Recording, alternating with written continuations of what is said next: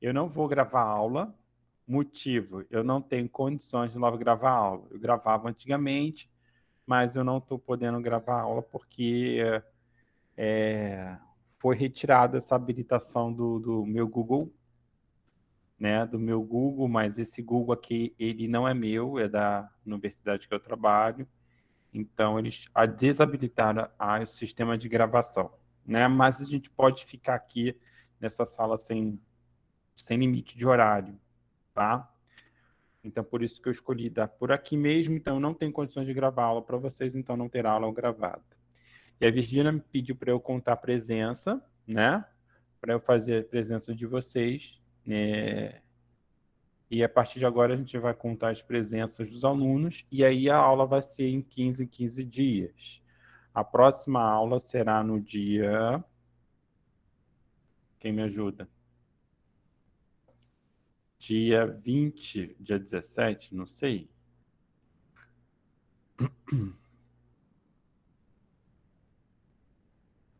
Dia Dia 25, 25. a próxima aula. Isso, semana que vem, dia 18, 25, semana que vem. Isso, 25, dia 8 também. E aí a gente tem esses 3 finais de semana, nessas 3 sexta-feiras. Aí a professora falou, vai ter toda a aula, toda sexta-feira.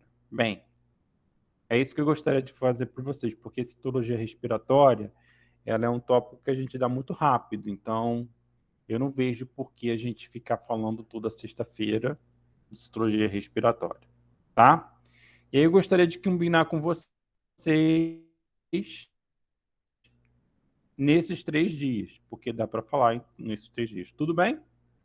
Nesses 3 dias que ela marcou. Para mim tá ótimo, dia 11, hoje, todos de acordo. Calhou o dia, tá de folga. Então, todo mundo de Tá acordo. certo. Ok, então a gente trabalha na democracia. Se todos estiverem em acordo, tudo bem. Então a gente faz dia 15 em 15 dias, e no dia 8 a gente vai fazer uma apresentação de casos clínicos de citologia respiratória. Então, vocês vão ter que escolher algum caso clínico de citologia respiratória e a gente vai apresentar no dia 8. Então, a aula vai ser hoje, teórica. Na próxima, dia 25 também vai ser teórica. E dia 8 vocês vão escolher algum artigo, trabalho. Quem trabalha com citologia, como a gente tem aqui as meninas, que já falaram comigo, sábado, ficaram desesperadas e tal. E o Vitor também, já falei com ele.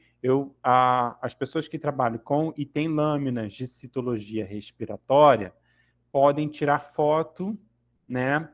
E a gente discutir aqui, por apresentação, o caso, né, de citologia respiratória. Isso aqui é um carcinoma de células escamosas, de carcinoma de células pequenas, né?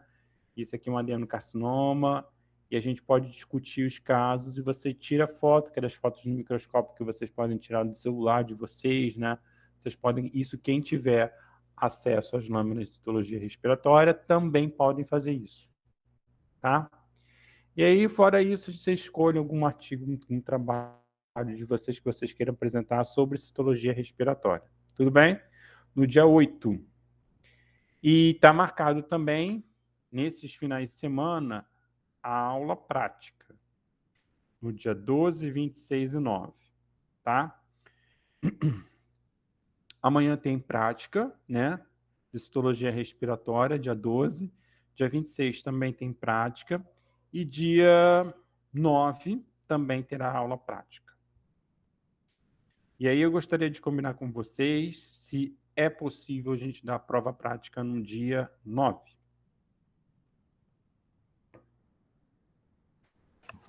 Professor, desculpa. Amanhã eu estou de plantão, eu não vou conseguir ir. Eu vou tentar uma troca para o dia 26. Dia 9 também, todos esses sábados eu vou estar...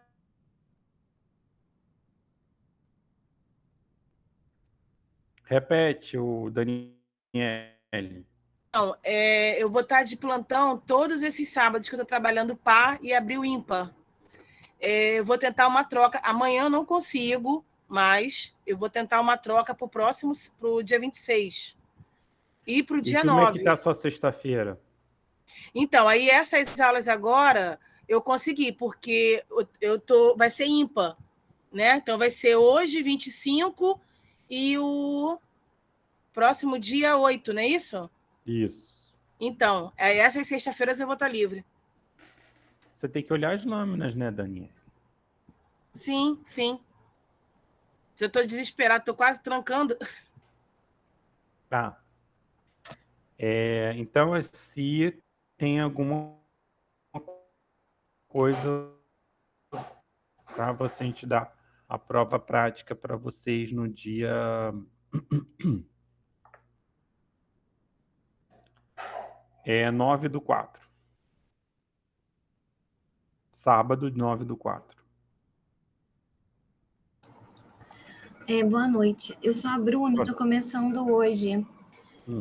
o módulo. Mas foi dito no grupo do WhatsApp que a aula de amanhã seria citologia de líquidos, é isso mesmo? Então, citologia de líquidos respiratórios, você vai ver que é quase a mesma coisa, uma parecida com a outra e assim tudo mais. A gente vai explicar amanhã. Mas você vai vir amanhã, Bruno?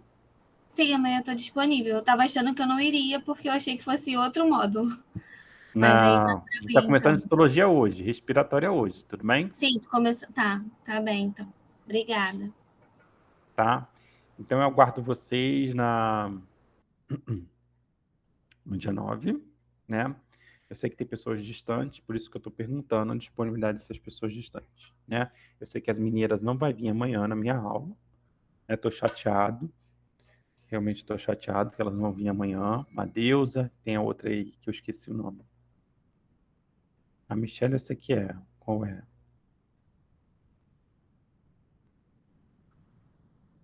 Deus, você não vai vir na minha aula de amanhã. Estou magoado. Pode deixar. Não. Uhum. Então tá. Então a gente aguarda vocês amanhã, tudo bem? Então a gente fica combinado com esse cronograma aqui. E eu combinei com as pessoas que eu vou dividir a aula hoje também em duas partes. Vou dar citologia respiratória, né? Para aquele povo que já sabe, que não sabe citologia respiratória. E combinei também do pessoal que pegou lâmina comigo de ginecológico e as pessoas que já sabem, viu o ginecológico, também vou ensinar como faz o laudo hoje. Tudo bem?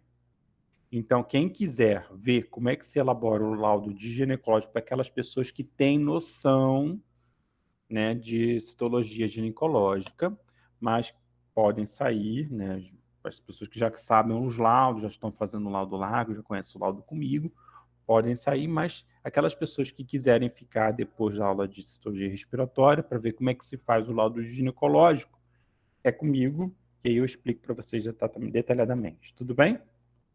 Combinado assim? Tudo bem, Bianca. Combinado.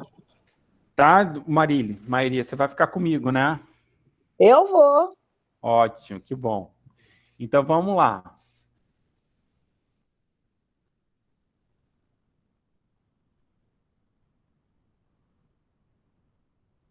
Professor, aí no caso tem um horário para começar a prova no dia 9?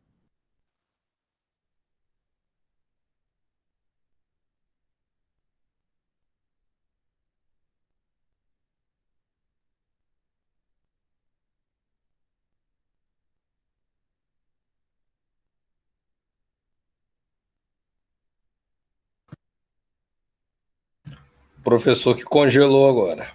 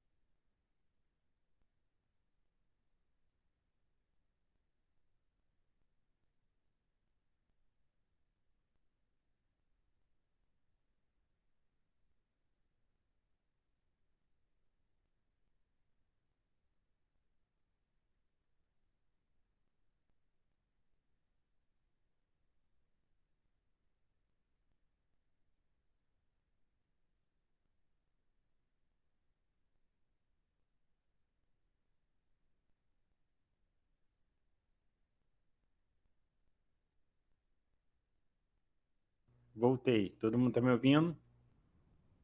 Sim. É normal cair assim. Então vamos lá.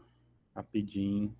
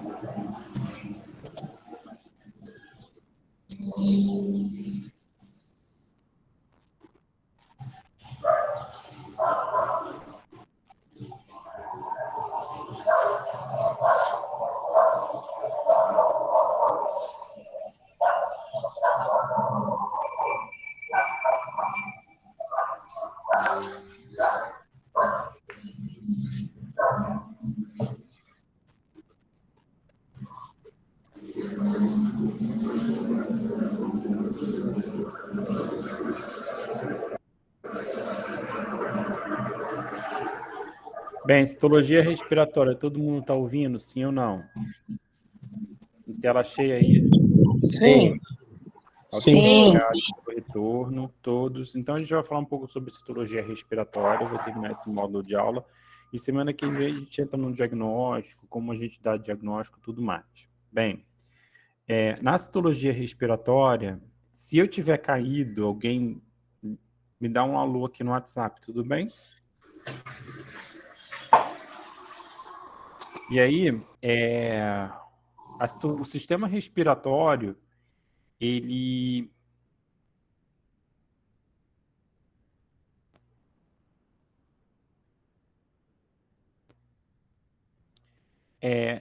no sistema respiratório, né, ele é constituído principalmente pelos pulmões, né, e todos os tubos e canais que conectam a eles aos pulmões, né, que tanto conectam o meio porção externa da respiração com a porção interna.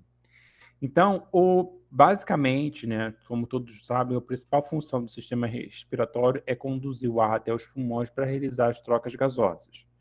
Todo esse mecanismo, né, de você ter funcionalmente o sistema respiratório funcionando, ele vai conduzir o ar até os pulmões. Então, ele vai passar por canais e ductos, esses canais e ductos vão levar até os pulmões para realizar as trocas gasosas, né? Então, ele é um órgão, teoricamente, é um sistema que facilita esse processo de trocas gasosas e, funcionalmente, ele tem duas porções. A porção condutora, que eu falei que vai conduzir o ar todo por essa porção para a porção interior, e a porção respiratória propriamente dita, né, que é os pulmões. Então, ele tem todo o sistema de condução e a porção respiratória. Isso funcionalmente, ele é dividido essa parte funcional aí, né? Então, você tem aqui a região superior, que é a cavidade nasal, narina, a epiglote, a faringe, laringe, traqueia, e aí vem a porção inferior, que os broncos, bronquíolos e o pulmão. E aí você tem o sistema respiratório que estruturalmente, não é a função, mas estruturalmente, ele pode ser dividido em duas partes, né? Que é a porção do sistema respiratório superior, que você tem aqui, compreende do nariz, né? A cavidade nasal, faringe, laringe, e a porção do sistema respiratório inferior, que compreende brônquio, traqueia, brônquios e os pulmões, propriamente dito. Então, isso aqui são duas porções que a gente realiza, que é a porção do trato respiratório superior e o inferior, e é muito interessante a gente tentar diagnosticar, verificar a realidade dessas regiões, porque todas essas regiões é passível de você encontrar alguma alteração neoplásica, tá? E aí é importante a gente saber em qual porção ela se localiza, e dependendo da região, pode ser um tipo de tumor ou não, isso vai depender, logicamente, do tecido a ser analisado ou do epitélio para ser analisado. Então, anatomicamente, é importante a gente tentar distinguir essas duas porções, né? E todo epitélio que conduz a porção condutora, existem dois tipos de epitélios. O epitélio escamoso, né, que é o não queratinizado, que a gente encontra principalmente na região do colo do útero, né? Então você tem, que compreende justamente a parte do sistema respiratório superior, que compreende a faringe, tá? Então na faringe você vai encontrar o epitélio escamoso queratinizado e o epitélio respiratório, que vai ser toda a porção condutora. Então são esses dois tipos de epitélios que a gente vai ter que focar na nossa citologia, tá? Porque, como eu falei, dependendo da região, dependendo da porção do trato respiratório a ser afetado, você vai ter dois tipos de câncer aí que você vai formar: o carcinoma escamoso ou o que a gente tem do câncer da porção condutora, que vai conduzir lá o ar, que é a porção inferior. Então, isso aí a gente tem que ter uma noção da onde que vem a amostra, da onde que vem, onde que vai ser diagnosticado. Então, é muito importante a gente ter essa noção anatômica do que a gente está falando. E aí, como eu falei para vocês, como as pessoas não conhecem o epitélio escamoso, tá? Então, o epitélio escamoso, ele é um epitélio que a gente encontra principalmente na região do colo do útero. Então, quem já fez TGF, já tem a noção desse epitélio escamoso queratinizado. E aí, na realidade, a gente chama de epitélio escamoso queratinizado, é a patologia que descreve esse epitélio escamoso, que é um epitélio que, na histologia, né, a gente chama de epitélio estratificado pavimentoso. Então, teoricamente, o epitélio estratificado, ele é sinalizado por ter várias camadas. Aqui você tem essa imagem histológica, e que a gente vê vários núcleos celulares ao longo do epitélio. Tá? Então, isso aqui é o epitélio estratificado, e ele vai ser pavimentoso porque as células vão estar perpendiculares em relação à membrana basal. Então, toda vez que você tiver o núcleo deitado com relação à membrana basal, ele vai ser um epitélio pavimentoso. Então, esse epitélio estratificado pavimentoso, que a gente chama na histologia, tá? Na anatomia patológica ou na patologia, a gente chama de epitélio escamoso.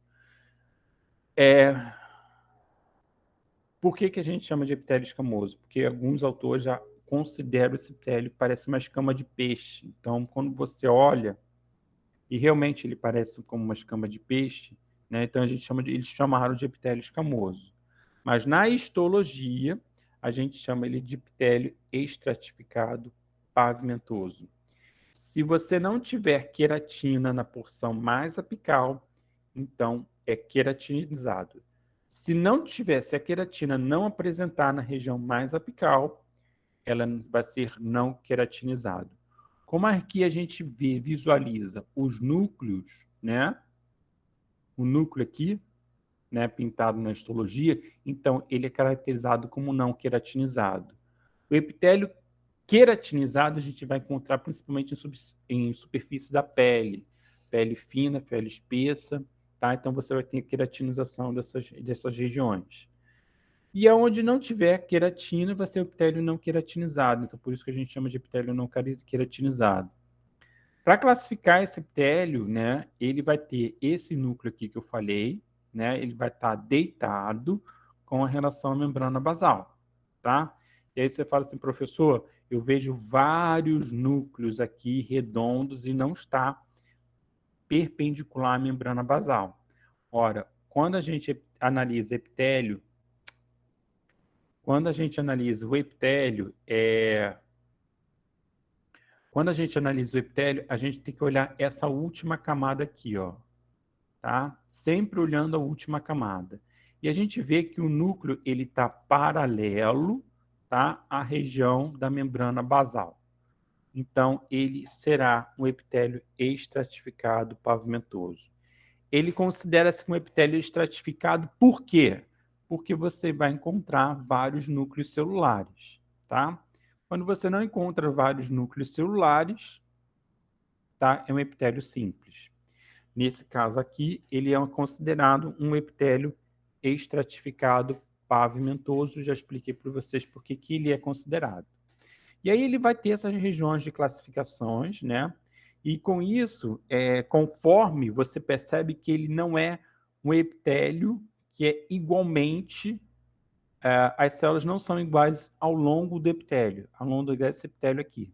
Você vê que tem células com diferentes formatos, com diferentes estruturas. Possivelmente aqui na porção mais basal você vai encontrar células mais ativas, enquanto que na região mais apical você vai encontrar células com uma atividade menos ativa, né, com uma atividade metabólica menos alterada. Isso porque é a função do epitélio estratificado. É um epitélio que está relacionado com a proteção do órgão ou do tecido. Então, por isso que ele vai ter várias camadas celulares. Então, um órgão que vai proteger contra o atrito, né? Provavelmente, a gente vai encontrar principalmente na laringe. Por quê? Por causa da deglutição do alimento, tá? Então, quando a gente deglute o alimento, como ele está bruto ainda, ele pode causar atrito, né, com a região da laringe, e isso não dá para ser um epitélio com um único revestimento. Então, tem que ser um epitélio com vários revestimentos, com várias camadas celulares, para oferecer proteção à laringe, justamente na hora da deglutição do alimento, porque é uma região comum, né, entre a respiratório e o digestório, é uma região comum, então ali tem que ter a estratificação que é importante para proteger. Então, nessa porção superior, né, a gente vai encontrar o epitélio escamoso, o epitélio estratificado. E a histologia não define, né, muito, ele define o tecido. Agora, a citologia, ela define a célula, tá? Então, por fato de ser um epitélio escamoso, a gente pode encontrar 3 regiões bem diferenciadas que a gente pode falar dessas regiões, que também a gente encontra principalmente no tecido epitelial, que não vai variar de um tecido para o outro, né? Continua sendo epitélio escamoso, que tanto a gente encontra na laringe quanto na região do colo do útero, o epitélio é o mesmo, então ele é formado por um conjunto de células diferentes, né? Essa região aqui, mais na base, a gente chama de células basais, né? Essa região aqui do meio, a gente chama de células intermediárias, e a das superficiais, e as regiões mais diferenciadas são as células superficiais, tá? Então, a presença de células superficiais e intermediárias que a gente vai encontrar principalmente nos lavados que a gente pode encontrar. A gente pode encontrar células escamosas lá, também nesses lavados, e ter a presença dela, a representação delas, tá? Principalmente das células superficiais e intermediárias, como a gente vê no trato genital feminino, das mesmas características e as mesmas formas, tá? Então, isso aí é o epitélio que a gente vai encontrar principalmente lá na faringe. Tudo bem? Dúvida? E aí... Não, tudo bem.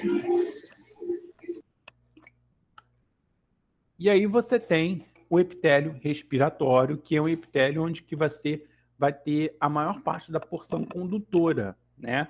Ele é formado histologicamente, aí eu já estou falando da histologia, por um epitélio pseudoestratificado, ciliado com células caliciformes.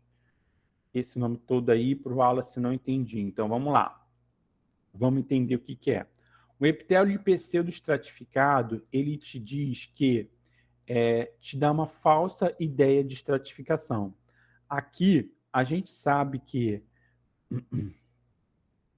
aqui nessa célula, nesse tecido, a gente sabe que a gente vê vários núcleos celulares, então por isso que é um epitélio estratificado. Aqui nessa ideia, o epitélio pseudoestratificado, ele dá uma ideia de falsa estratificação. A posicionamento seria justamente o posicionamento dos núcleos celulares, né, em alturas diferentes, que dá uma ideia de estratificação, mas na realidade é um epitélio que é formado por um único segmento de células, tá? Por um único segmento de ideias, que dá uma falsa ideia de estratificação. Então, por isso que a gente chama de epitélio pseudoestratificado, porque ele dá essa ideia de falsa estratificação. Além de ser dá ideia, porque justamente você tem os núcleos celulares em alturas diferentes, que vai dar uma ideia de falsa estratificação. Então, por isso que a gente chama de pseudoestratificado. Além disso, ele não só por isso, ele é ciliado. Na região apical das células, nós vamos encontrar os cílios, e aí vai apresentar um tipo de célula que a gente chama de células caliciformes. Essas células caliciformes é uma célula que em forma de cálice, né? E essa porção apical aqui, cheio de vesículas contendo muco, justamente como o ar respiratório que a gente respira, ele passa pelas narinas, né? Então ele tem uma primeira filtragem nas narinas, e ele vai ter a segunda filtragem justamente na região, nessa região onde esse muco ele vai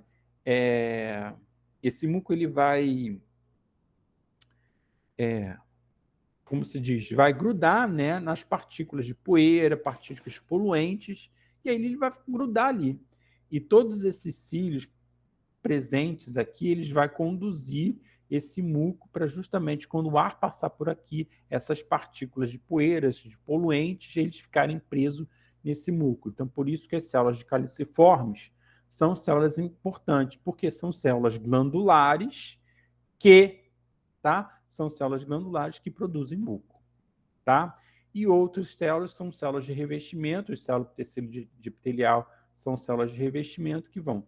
E é importante a gente entender as características dessa célula, porque está conduzido justamente ao tipo de doença que o paciente pode ter, qual é o tipo de carcinoma, qual é o tipo de fator que vai agredir ele ou não, tá?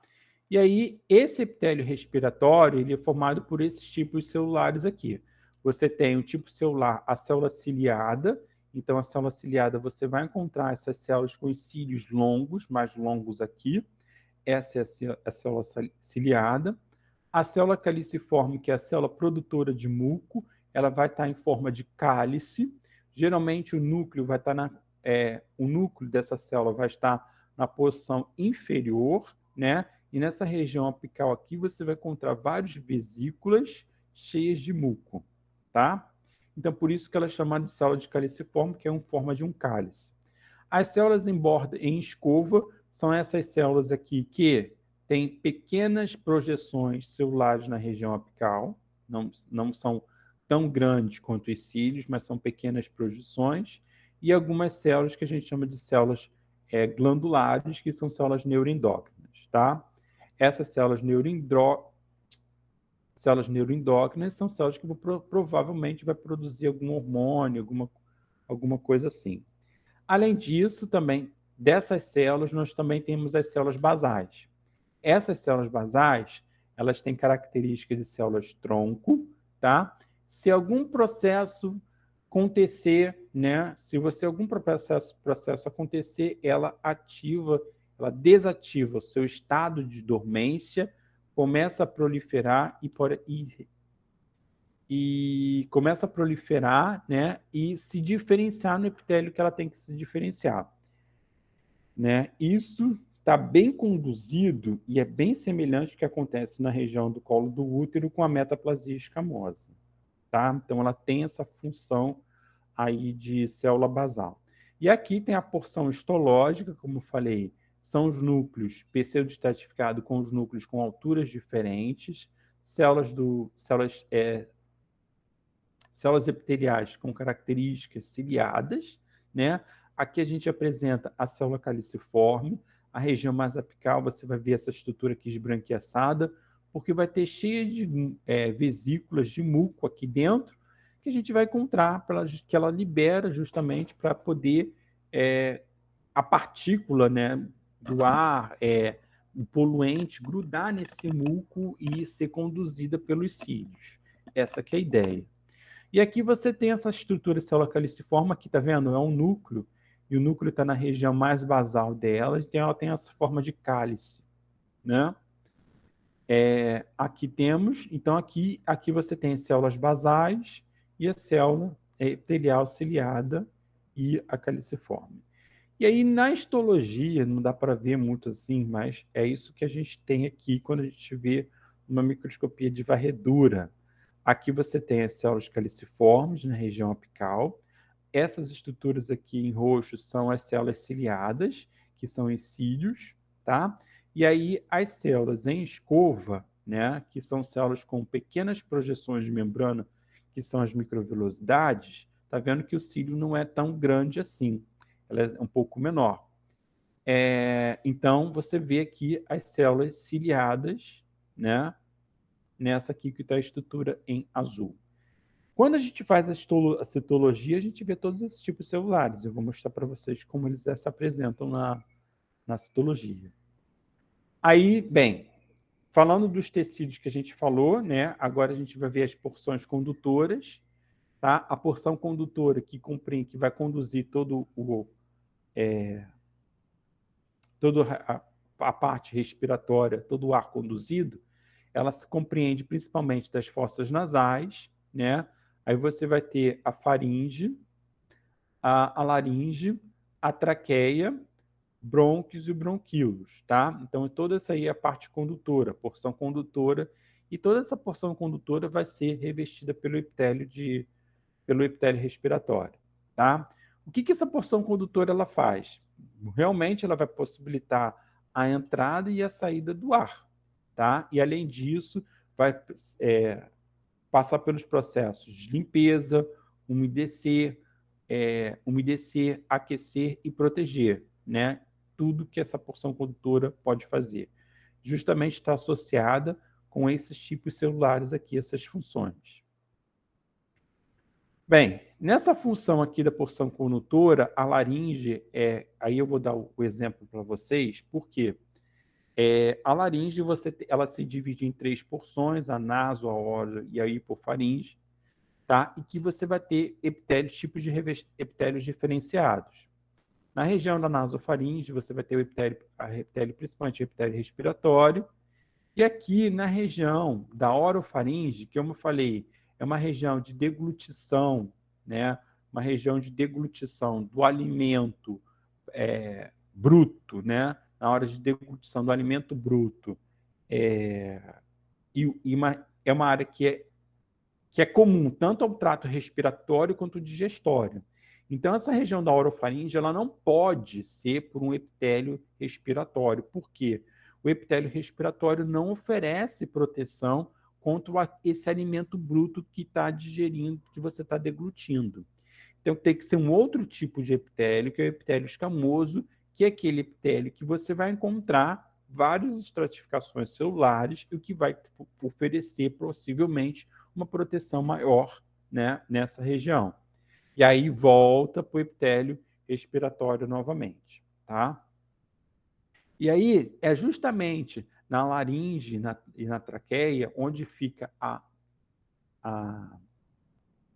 região da epiglote e das cordas vocais que ocorre esse fenômeno de transição. Que aí o que acontece? Essa região aqui da orofaringe é epitélio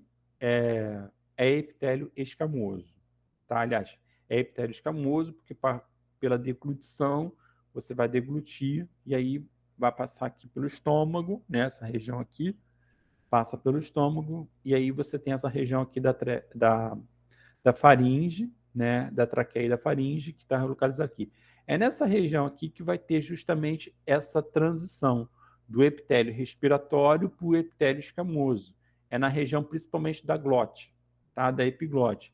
E aqui você tem a epiglote, né? Que é essa estrutura aqui que forma tipo um tampão. Quando o alimento vai ser digerido, ele tapa, né?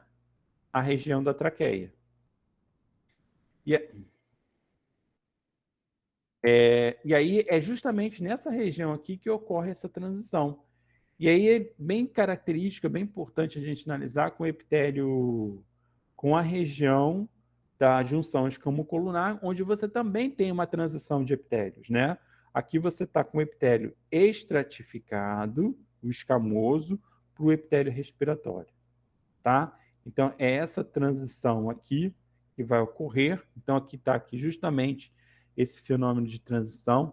Aqui está o epitélio escamoso e aqui já começa o epitélio de transição, o epitélio respiratório. Então, você tem aqui um fenômeno de transição. É bem nessa região aqui que acontece na orofaringe. Então, se a gente for tentar entender aonde está sendo feita a coleta, se na porção mais superior da região nasofaringe, né, da orofaringe, nasofaringe, nessa porção aqui da cabeça, se você está fazendo a coleta nessa região, a gente vai pegar principalmente células escamosas, tá? A região mais abaixo, se for fazer um lavado, você vai coletar principalmente o epitélio respiratório. Então, é essa noção que a gente tem que ter, por isso que eu estou falando para vocês da localização e porque já está muito associado com o tipo de amostra que a gente vai ter no laboratório. E aí, essa região da traqueia, né, e da laringe, a gente encontra principalmente epitélio respiratório, né, nessa porção aqui, e é onde você vai encontrar principalmente a transição. Aqui é estratificado, depois muda para o epitélio respiratório, tá? Dúvida?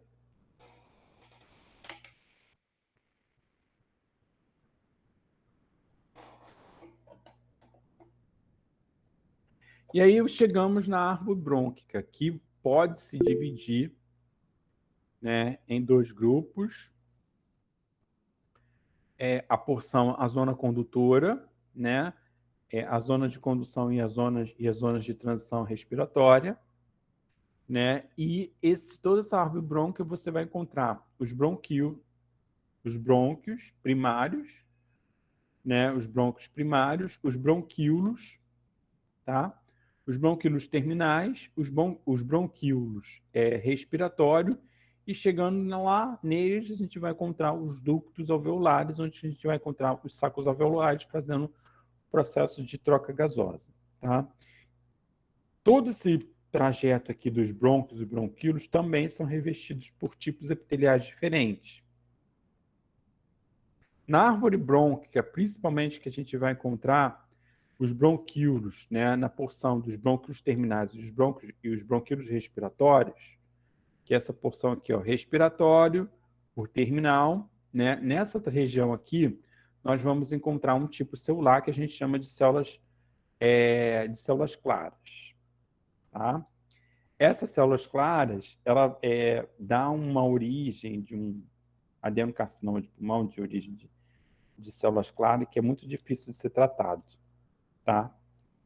É um tipo, por isso que eu estou falando dele, para a gente tentar lembrar de onde que ela vem. Ela vai vir justamente da árvore brônquica. Tá? A função dessas células, né, é justamente apresentar grânulos de secretores que vai produzir justamente contra a fuligem e contra a poluição. Tá? Então, ela vai ter lá, aqueles grânulos vão grudar nesse muco, e aí o macrófago, a função do macrófago é ir lá, pegar esse muco, né, e fagocitar ele. Tá? A ideia de todo esse processo acontecendo é isso. Bem, e aí, chegando lá na porção terminal, você vai encontrar os alvéolos. Os alvéolos têm dois tipos celulares que a gente chama de pneumócitos do tipo 1 e pneumócitos do tipo 2. O pneumócito do tipo 1 é aquele que vai revestir o alvéolo, né? E aqui você vai ter o pneumócito do tipo 2, que vai produzir aquela solução surfactante para não colabar, né, o alvéolo, porque é uma região muito úmida. Então, para não colabar, né, não ficar grudado uma com a outra, para não colabar, ele produz surfactante que deixa ele íntegro, porque você tem uma umidade muito grande ali.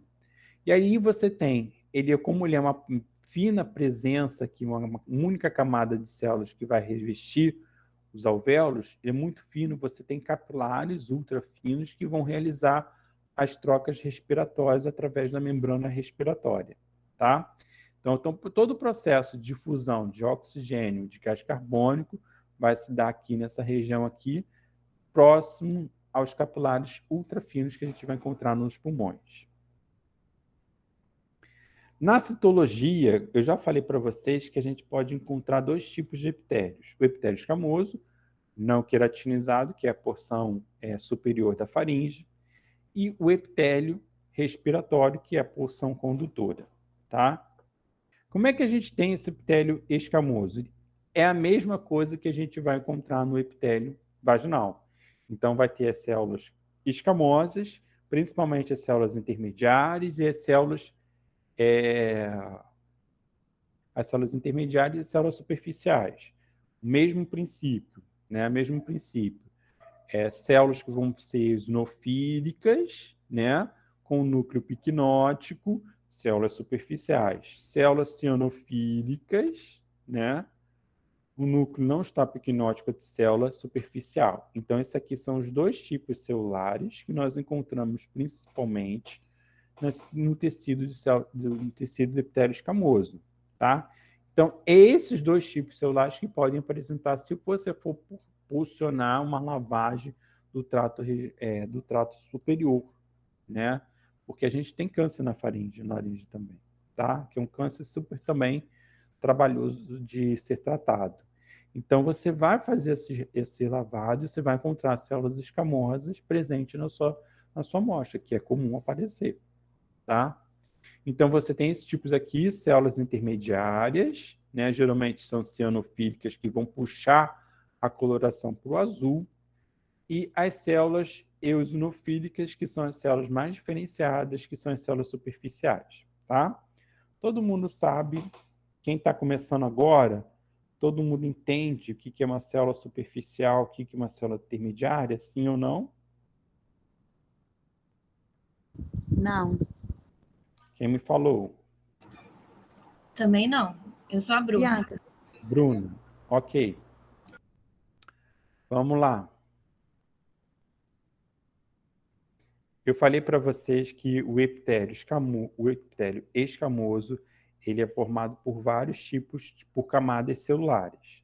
A primeira camada que tem é a camada que a gente chama de camada basal, tá? Aí essa camada basal se prolifera e vai dar origem a um segundo tipo de célula, tá? A um segundo tipo de célula. Essa célula é essa célula é a intermediária, tá? Então, é essa célula aqui que vem depois da basal, tá? Qual é a característica dela? Ela vem com essa estrutura aqui, ela é mais redonda, tá? Ela tem a característica cianófila, ou seja, ela vai puxar a coloração azul, mas não quer dizer que toda célula azul é cianófila, tudo bem? A gente não distingue o tipo celular pela coloração, e sim pelas características morfológicas que ela tem. Conforme essa célula vai ganhando estratificação, o núcleo diminui e o citoplasma aumenta. Então, essa célula intermediária que está aqui, ela tem um núcleo, tá vendo? Um pouco maior, né? E aí ela se diferencia na célula superficial. A célula superficial é uma célula mais quadradona.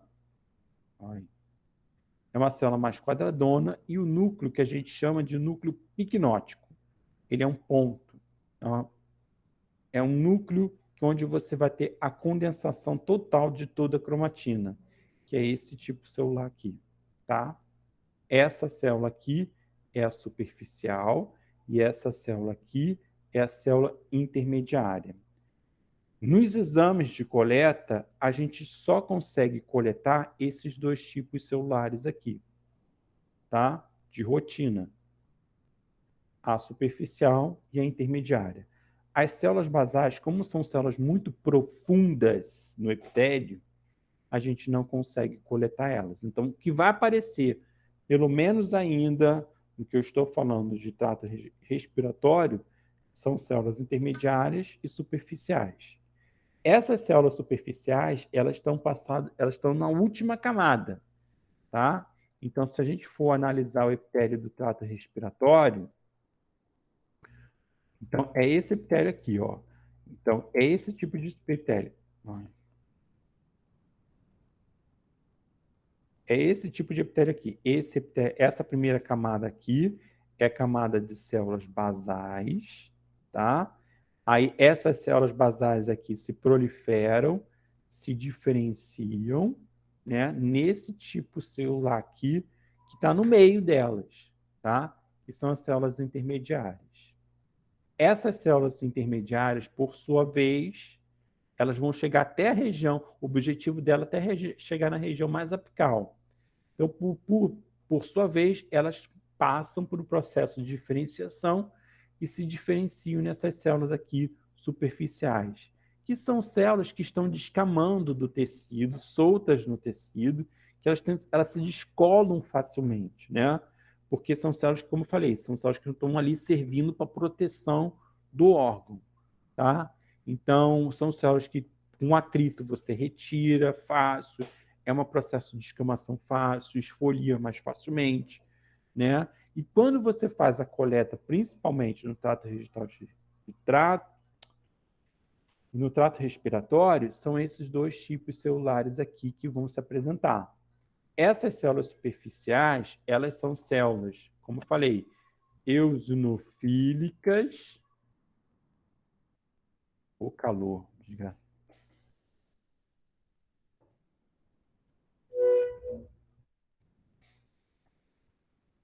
Calor tá demais. Essas células aqui são as células superficiais, são essas células aqui que ficam aqui, ó. Revestindo aqui, tá? E as células intermediárias são esse tipo de celular que está aqui. Tudo bem? E aí ela vai ter características específicas em comum. Geralmente, essas células superficiais elas são menos aderentes, elas estão mais soltas, então elas vão ver em grupamentos isolados, né? O núcleo é piquenótico. O que é o núcleo piquenótico? É esse núcleo pontual aqui, tá? Redondinho, bonitinho. Como é o grau de diferenciação máxima que esse epitélio pode ter. É tentar chegar numa célula superficial. Isso que ela chega numa célula superficial, o núcleo está todo diferenciado, o núcleo piquenótico, núcleo pequeno, reduzido, né? A atividade metabólica dessa célula é menor, porque, como falei, é a célula que ocupa lá a parte mais superior do tecido. Então, são células que estão descamando. Então, elas são células que se esfoliam rapidamente, né? E então você tem essas células aqui, que justamente é uma região que você vai conduzir a deglutição do alimento com atrito e proteção, que eu falei para vocês, de onde você vai ter o epitélio escamoso. É justamente naquela parte da porção da orofaringe, tá? E são células que esfoliam normalmente. Tudo bem? Entendeu? Entendeu, pessoal que está começando? Dúvida? Sim. Não, tá tranquilo. Tá tranquilo mesmo? Tá, Sim, por enquanto tá tranquilo. obrigada. Tem que falar, gente, porque eu só estou olhando o slide, eu não estou olhando vocês. Então, só me interromper. Ok? Ok. E aí, são esses dois tipos de células que a gente pode encontrar lá nas amostras e a gente pode encontrar, é só procurar. Oi, fala. Professor, eu tenho uma dúvida. De quais métodos você está falando para coletar esse material? Lavado. É só do lavado broncoalveolar ou também escovado? Ou tem outro método? Tem vários métodos que a gente vai falar aqui. Tá? Entendi. Mas para encontrar essas células, você está falando do lavado broncoalveolar, então? Então, você pode fazer um raspado com a escova, né, na região. Pode fazer a pinça, né? Isso vai depender muito do que o médico sugerir. Tá bom. Mas, então, basicamente é a mesma coisa, né? Isso vai depender da amostra que você está recebendo. A gente vai comentar os métodos de coleta e como eles vêm, né? Porque, assim, é muito chato isso, porque o médico, ele quer a citologia, infelizmente, não é um diagnóstico certo. Né? Então, o médico quer acertar o diagnóstico. Então, ele vai fazer uma biópsia e a gente fica para trás disso, porque a gente quer ver célula. Né? Então, fica complicado. Mas, estamos aqui para fazer isso, né? E aí, o epitélio respiratório, que é esse outro tipo celular, o que a gente vai encontrar nessa amostra? principalmente as células ciliadas e a presença de células caliciformes, tá? Então, aqui nós temos esse epitélio pseudoestratificado, né? Esse epitélio aqui pseudoestratificado. Aqui, ó, tá vendo a célula caliciforme? Essa célula caliciforme, as células ciliadas, que vão apresentar cílios na região apical, e esse aqui é o epitélio respiratório. Então, a gente vai encontrar esses dois tipos e o epitélio respiratório como um todo. Então, é isso que a gente vai encontrar. Isso aqui é o epitélio respiratório, tá? Todo o epitélio respiratório. Tá vendo isso aqui? O núcleo basal e aqui essa região mais condutora, esbranquiçada na região apical, isso aqui é a célula caliciforme, tá? Núcleo basal aqui, né? Núcleo basal, célula caliciforme, né? Temos aqui, né, células basais, califormes, e aí vai apresentar os cílios, a célula ciliada. Como é que a gente vê a célula ciliada? Toda vez que você tiver aqui, ó, barra, cílio, célula ciliada. Barra, cílio, célula ciliada. Tem que ter essas duas estruturas, tá? Então, quando a gente vê uma barra aqui, né, e a presença dos cílios é a célula ciliada. Todo esse tecido é epitélio respiratório. Como falei, no epitélio respiratório existem células que estão com ciliadas e as não ciliadas, tá?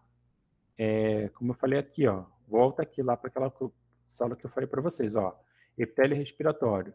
Os cílios que são maiores, por isso que é a célula ciliada, mas também tem aquelas células que não têm esses cílios aqui tão grandes, que são as células em escova, que são os outros tipos celulares que a gente vai encontrando no epitélio respiratório. E a célula caliciforme, que é típica, né? Como você viu aqui, na célula, como ela se apresenta na citologia.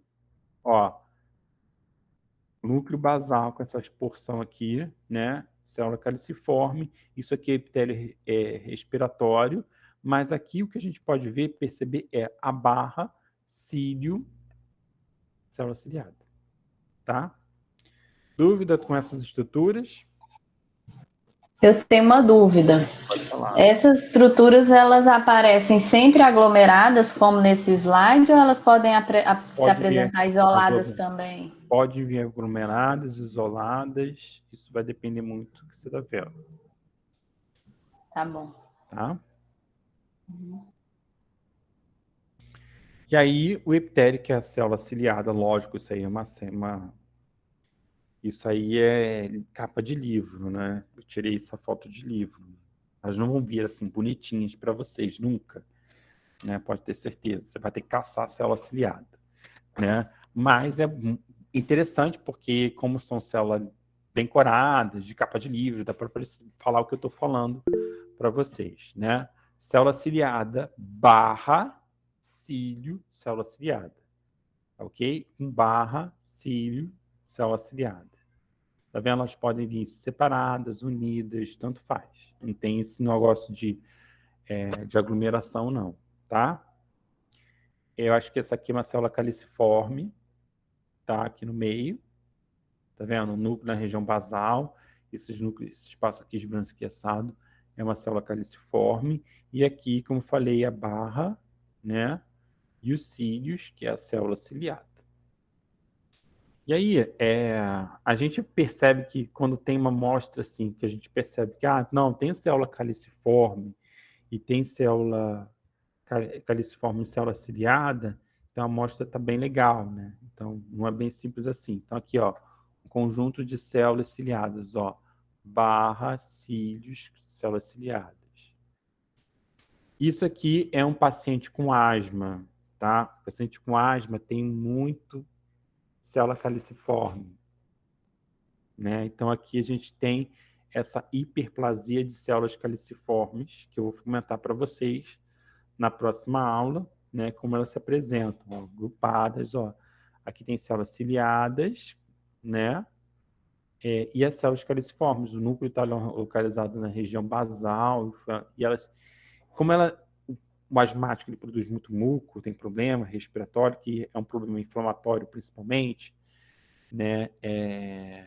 Então, o que acontece? Você vai ter essa hiperplasia de células caliciformes, né? Você vai encontrar elas bem rechonchudas, bem ativas, né, no paciente asmático. E aí você pode parar para pensar o seguinte: tem célula caliciforme, tem célula ciliada na minha amostra, então essa amostra está perfeita. Não, ela pode apresentar célula caliciforme, né? Pode apresentar célula ciliada, mas para você validar a sua amostra, tem que ter isso aqui, ó, macrófagos alveolares. Por quê? Eu falei para vocês que, como é um epitélio que reveste porção condutora e que você tem muitos agentes, né, de fuligem e tudo mais, os macrófagos vão lá, captam essa estrutura toda. Captam essa estrutura toda, né? Eles vão fazer atividade de fagocitose. E aí, não basta ter somente células caliciformes ou células ciliadas. Tem que ter os macrófagos alveolares, porque eles são a amostra, é a principal qualidade de amostra que você tem. Então, porque se você vê na sua amostra macrófagos alveolares, é porque o lavado penetrou e foi lá no fundo. Então, ele é uma qualidade de amostra que você tem, né, para você verificar. Então, tem que ter os macrófagos alveolares na sua amostra, tá? Eles também são conhecidos como estiócitos, são fagócitos, como eu falei para vocês, que eles têm a principal função de englobar, digerir, remover células ou patógenos que você possa inalar, né, no trato respiratório. Né? Estimulador de linfócitos, além de outras células imunes. Né? O citoplasma, na citologia, ele vai se apresentar como um citoplasma vacuolizado, né? Geralmente vai apresentar um núcleo em forma de feijão ou riniforme, redondo, com cromatina granular. Aí vem a confusão que o aluno tem se o macrófago alveolar é uma célula tumoral, uma célula neoplásica. Não, ele não é. Você vai ter que olhar as evidências que aparecem. Geralmente, células neoplásicas não apresentam o citoplasma vacuolado, tá? Então, você olha o citoplasma dele vacuolado e aí você percebe que é um macrófago alveolar. É o que a gente chama de citoplasma rendilhado, que parece uma renda. Eu prefiro falar de vários vacuos, aquele macrófago esponjoso, né, que a gente chama. O núcleo é redondo, forma de feijão, com cromatina granular. E, além disso, ele vai apresentar binucleação ou multinucleação quando você tem uma patologia muito exacerbada, como ele é o fagócito. Ele pode, em casos extremos de patologia, ele pode formar células multinucleadas. Tá? Quando você tem uma infecção grande, tem vários macrófagos ali, então eles se unem, né, formando umas células multinucleadas. Você pode encontrar também. Então, esse aqui é o macrófago alveolar. Geralmente, o citoplasma dele vai ter aqueles detritos que eu falei para vocês de fuligem ou hemosiderina, né? E o citoplasma dele, como eu falei, é um citoplasma rendilhado, vacuolizado, é o que chamam. E aí você vai encontrar esse núcleo em forma de riniforme, né? Que encontra aqui, e esse citoplasma rendilhado. Geralmente, células tumorais não apresentam esse citoplasma rendilhado. Né? Um citoplasma das células, ou elas não têm, ou elas perdem, só fica o núcleo celular, ou esse citoplasma ele é bem marcado. Tá? Então tem que tomar cuidado, porque ele é um validador da sua amostra. A presença do macrófago alveolar é dizer que sua amostra foi validada. Tá? Então, tem que encontrar os macrófagos alveolares para você fazer o processo de validação da sua amostra. Se não houver macrófago, é porque o lavado não chegou na porção mais profunda do tecido. Então, você tem que encontrar eles realmente na sua amostra para avaliar. Não basta ter células caliciformes ou células ciliadas. Tem que ter os macrófagos. Tudo bem?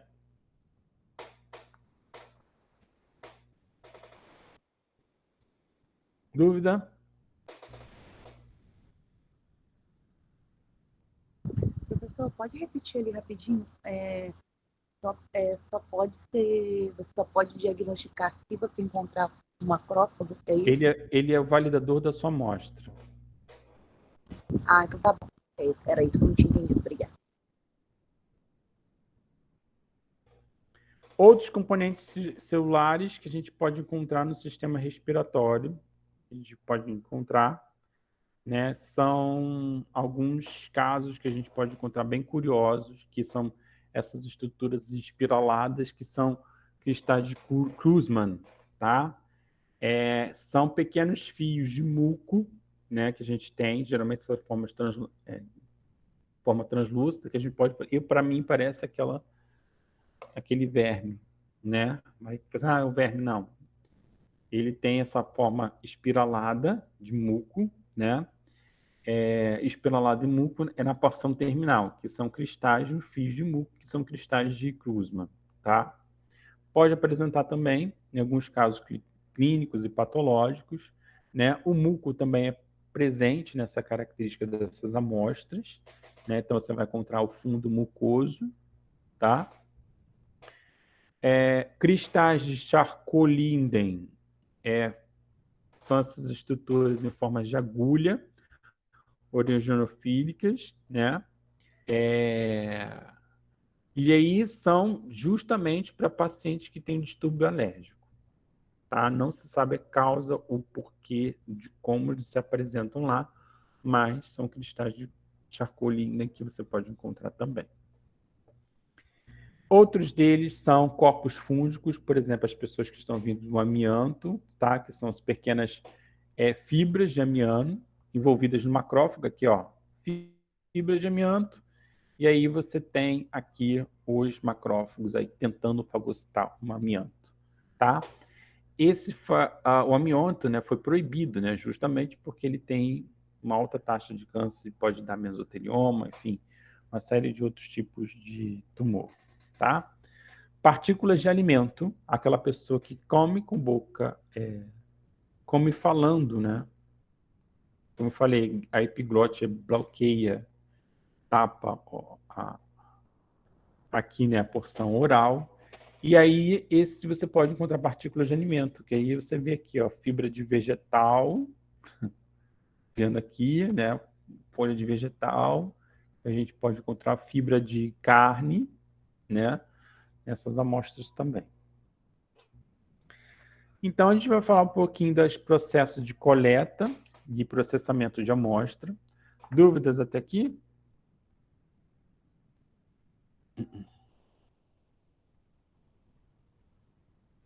Wallace, Oi. desculpa te interromper. Tem como você disponibilizar depois esses slides para gente? Eu vou passar no grupo. Ah, tá. Obrigada. Tá? Processamento de amostra, né, que a gente pode fazer. Os métodos... o método mais antigo que a citologia tem é o escarro. Né? Eu só não sei se o pessoal gosta de trabalhar com escarro. Né? Quem gosta de trabalhar com escarro? Eu tenho pavor. Daniele, já trabalhou com escarro? Já, eu odeio. Também eu trabalho direto, como rotina de intubação. De tuberculose? Qualquer intubação faz parte do protocolo CCIH. Fala pra gente o que você faz. Eu faço cultura para germes comuns. Uhum. Aí, então, é escarro. Então, você faz sempre, né? É uma amostra frequente para você, então. Todo dia tem. Ai, E é que dá mais trabalho para fazer cultura, porque tem que diluir com acetilcisteína, que é o mesmo remédio que a gente toma quando está com tosse, eu faço Nossa Senhora. acetilcisteína, porque dependendo da viscosidade eu não consigo nem pipetar. Gente, que nojo. Então, tem que ser aquele escarro pela manhã, né? Tem as coletas em sistema fechado, que aí é a fisioterapia que colhe. Aham. Ah, tá. Aí, no caso, essa secreção traqueal coletada nesse sistema fechado, ela também é um material apto para fazer essa citologia? Também, você pode utilizar o escarro para fazer citologia. Imagina. Vamos lá, estou pensando no escarro aqui na minha cabeça, vou tirar dessa coisa. Então, é o método mais antigo, que é o escarro, e vai depender que é justamente essa esfoliação espontânea de células que você vai ter. Então, mas não é nada de você tentar remover essas células. Então, tenta que o escarro é uma técnica que faz essa esfoliação espontânea, que células que vão caindo ali, né? Para você tentar um objetivo de tentar remover células mais especificamente, você tem que tentar utilizar técnicas broncoscópicas que vai a lavagem brônquica, ou você pode fazer uma lavagem, você pode fazer uma escovação, ou uma lavagem broncoalveolar, ou fazer uma punção por agulha tromboscópica, né, por agulha, ou fazer uma PAF. Tudo isso são as amostras que você pode coletar, tá? E aí, a PAF, justamente, a gente já viu lá na citologia de líquidos, do líquido pleural, que colhe, pega, faz uma PAF, você pode coletar outra região, né? Isso tudo vai depender do tipo que o médico solicitar para diagnóstico, né? Então, essas são as técnicas que você pode fazer, né, das lavagens, né, e além do escarro, que você pode fazer também, a citologia pelo escarro. Bem, então, essas são as técnicas que você realmente tem que remover mesmo a lavagem. Por exemplo, lavagem brônquica tem que ter a presença dos macrófagos alveolares, e dependendo da região que você faça a lavagem, né, por exemplo, o escarro você vai pegar a porção mais superior, então células escamosas e tudo mais, as lavagens, o epitélio respiratório. Então, epitélio respiratório, justamente aquele negócio que eu falei da função, da onde que você está fazendo a coleta e qual é o tipo de célula que você pode encontrar ali na citologia, tá? Vocês entenderam essa ideia? Então, assim, escarro, né, porção respiratória, trato células epitélio respiratório, né? Então, você fazer as lavagens e tudo mais. Tudo bem?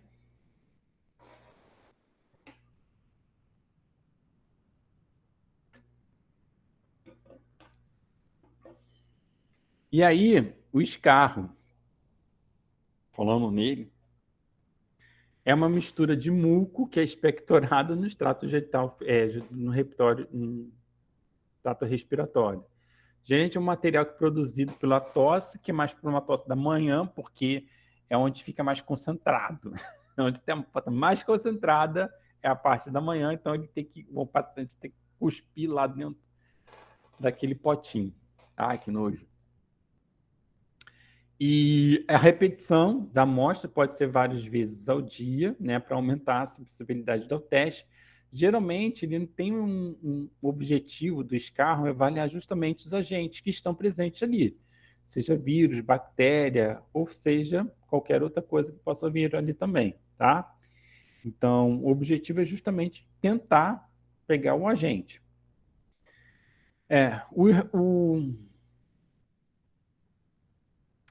O escarro, ele é um método mais simples, né? Você coloca na placa de Petri, que lá com suave você vai mexendo, né? Para justamente fazer os esfregaços. E aí, você pode fazer os esfregaços, fixa com etanol, coradas com Papa Nicolau, e você cora as células com Papa Nicolau, tá? Pode corar ali também. Existe o escarro, que pode ser preparado também em método de citologia à base de citologia líquida, que você pode utilizar também. E aí, você vai utilizar uma solução, e aí essa solução você vai diluir essa amostra, centrifuga ela e concentra ela, tá? Bem, o broncoscópio, ele é um instrumento que vai permitir a localização exata do que você permite, que o médico vai lá utilizar a amostra para você visualizar aonde que ele quer justamente pegar, né, a região mais afetada. E é interessante para fazer, porque aí a citologia ela é muito real para isso, porque a broncoscopia, como você falei, vai entubar o paciente, enfiar uma cana lá dentro, o médico tem que olhar, vai olhar, ver, tem anestesia, tal, piriri, pororó, e aí, para não ser uma coleta à toa, geralmente, né, os médicos eles estão associados com essa coleta com citologistas ou patologistas, para justamente ele faz lá um raspado de uma pequena, ele com o escovado, ele faz a lesão lá que ele quer escovar, né? Ele escovou aqui, tirou na amostra, fez a lâmina na hora, e aí o patologista vai, olha e fala assim, olha, tem alteração celular aqui, pode coletar aqui aí. E aí ele coleta justamente com o objetivo de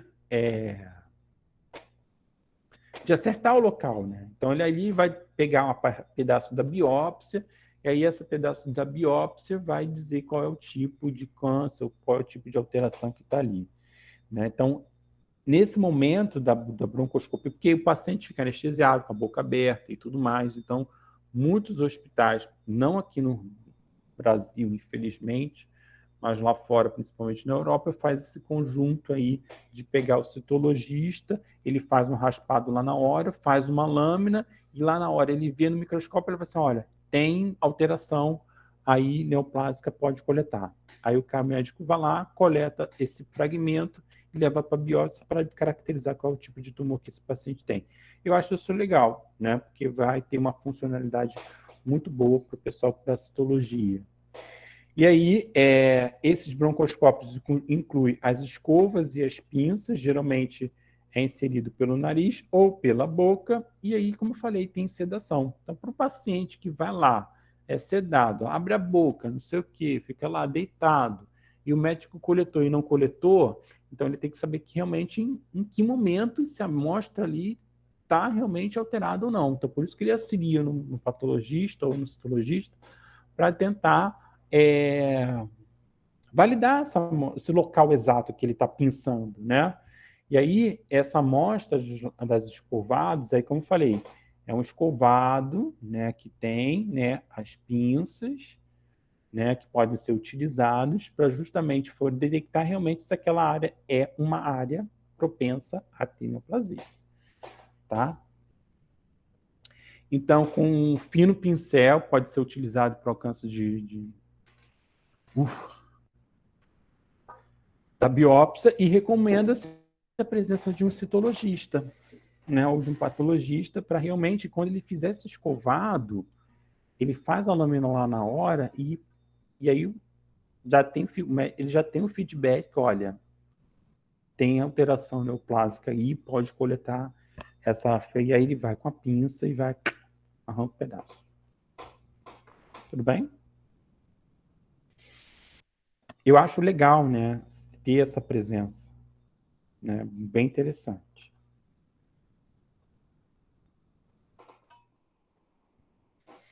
E aí você tem as lavagens brônquicas, que aí a lavagem brônquica, eu falei com a Maria, mas eu não sei se a Maria estava presente. Geralmente é uma solução de 20 ml de salina, de solução isotônica, e aí você faz a lavagem realmente do brônquio, vai lavando realmente o brônquio lá na porção superior. Todo esse lavado ele é coletado, e aí você utiliza a técnica de citologia, que é a citocentrifugação. E aí você utiliza esse funil aqui, né, que é uma espécie de funil, você coloca a amostra aqui dentro, né, e aí essa amostra vai percorrer, aí coloca para centrifugar. Ela percorre toda essa estrutura do funil aqui e vai parar lá no fundo da lâmina. Por isso que a gente tem aquela lâmina redondinha nas amostras citológicas, porque passaram por citocentrifugação. E aqui tem um papel que fica, essa porção amarela aqui, é um papel absorvente que ele vai absorvendo o líquido. E a amostra celular cai aqui, ó, né, no fundo da lâmina. Entenderam esse processo?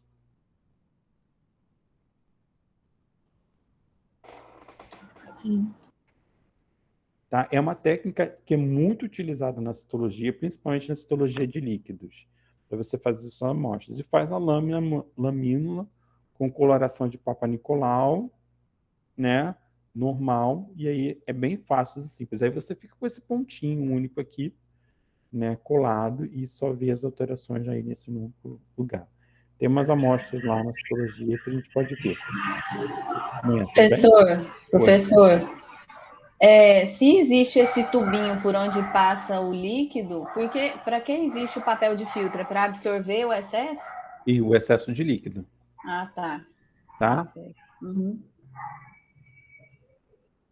Ele absorve, né? Porque ele vai passar, ele vai centrifugar aqui, tá aqui, é onde você cola prende a lâmina. Prende a lâmina, né? Isso, tá? Você prende a lâmina. E aí a citocentrífuga vai centrifugar e vai concentrar as células aqui, né? Nesse papel. E o papel de filtro realmente é um papel redondo, né? Que tem um buraco no meio, que é o buraco daqui. Né? E a gente coloca 3 a 5 ml da solução? 3 ml? De 3 a 5 ml. Mas aí existem umas técnicas especiais que os citologistas fazem, né? Quem faz o processamento sabe. Que é fazer centrífuga da centrífuga. Né? Você vai concentrando a célula por várias centrifugações no fundo do tubo. Tá? Você faz você faz a primeira centrifugação de 5 minutos, aí joga metade do pellet fora. Tá? Aí você faz uma segunda centrifugação e joga metade do outro pellet para fora. Cada centrífuga que você faz, você concentra ela, a amostra no fundo do tubo. Né? Isso a gente faz com urina também. Tá? Você pega a amostra da urina. Como a urina tem... O objetivo da citologia de urina é verificar as células, né? Verificar as células lá, e as células são escassas na urina. Né? Porque uma coisa é você ver cristais presentes na urina, né? Outra coisa é você ver as células, tem que estar presente lá. Né? Como é uma coisa muito escassa, você faz 2 centrifugações. Você centrifuga, aí descarta metade do pellet e centrifuga novamente para concentrar toda a célula lá no pellet final. Tá? Tá bem. Aí, as lavagens. A lavagem broncoalveolar, como é que ela se projeta? Né? A alíquota coletada, primeiro, geralmente é descartada, para evitar possível contaminação. Então, você faz o lavado primeiro, você lava primeiro o túbulo, você descarta aquele tubo, você não tem, porque ali vai ter contaminação de células, e você vai fazer. E aí o procedimento é repetido, né, com 40 a 50 ml de líquido coletado, né, e a técnica é muito útil para a gente diagnosticar as infecções oportunistas, principalmente em pacientes imunocomprometidos, tá? Outros grupos também podem evidenciar na lavagem broncoalveolar como doenças inflamatórias nos pulmões. Para todo esse processo, a gente faz o processo da citocentrifugação, que é o método que eu falei para vocês, dessa centrifugação aqui. Bem, e aí você tem as amostras ideais para lavagem broncoalveolar. A aspiração transbrônquica por agulha fina também pode ser feita. É uma técnica que permite a gente ver as lesões através do broncoscópio, né, da superfície brônquima. É muito comum com pacientes de câncer de pulmão e metástases nos linfonodos e mediastino.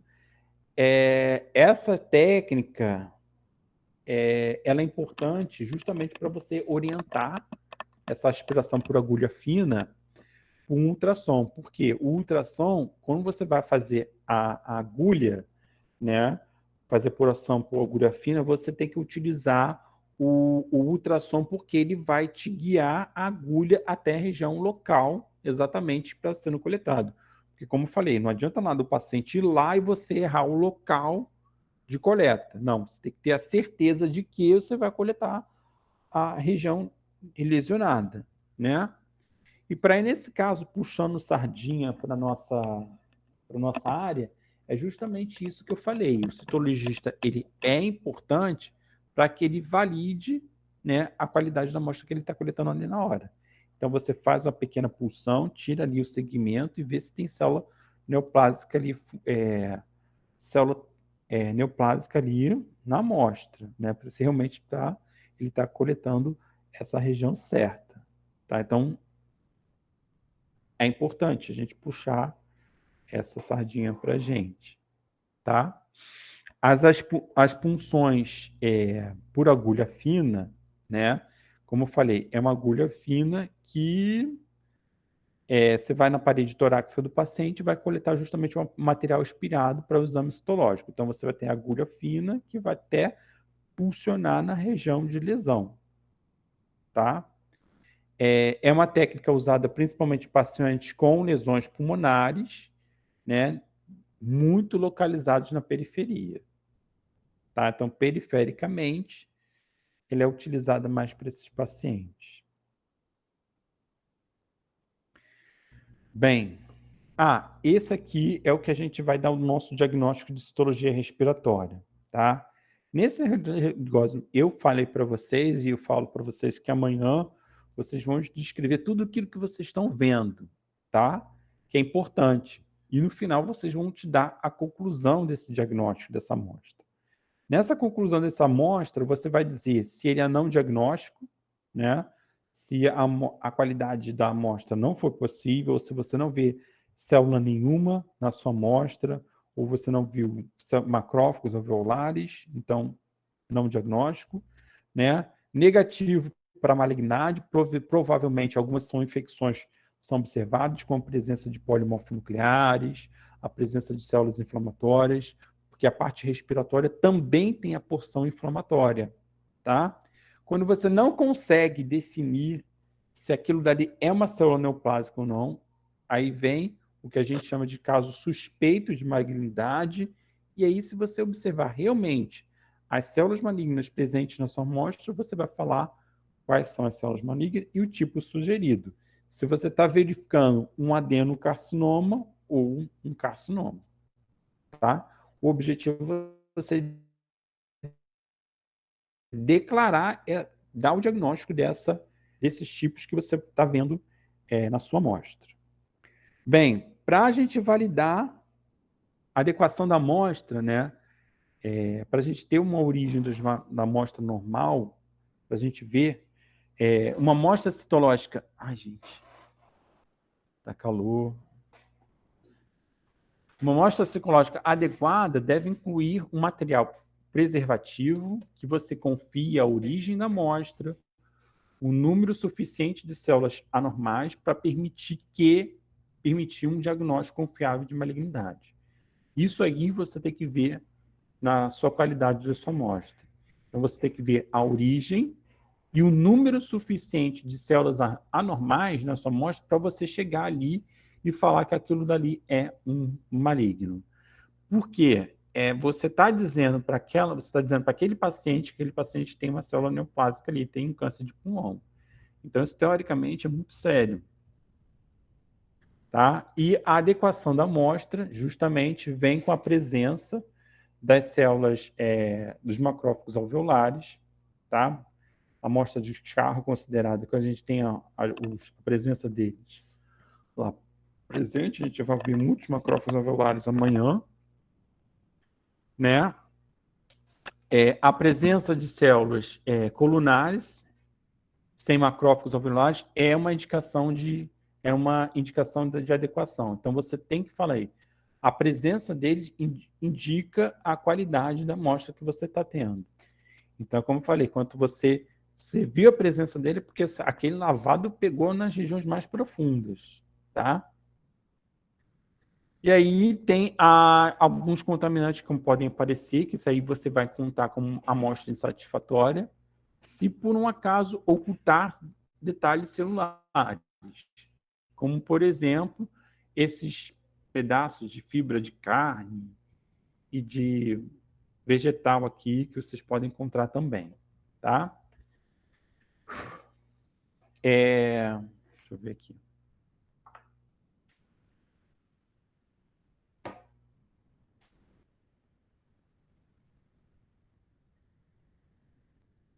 Ah, tá, já terminei já.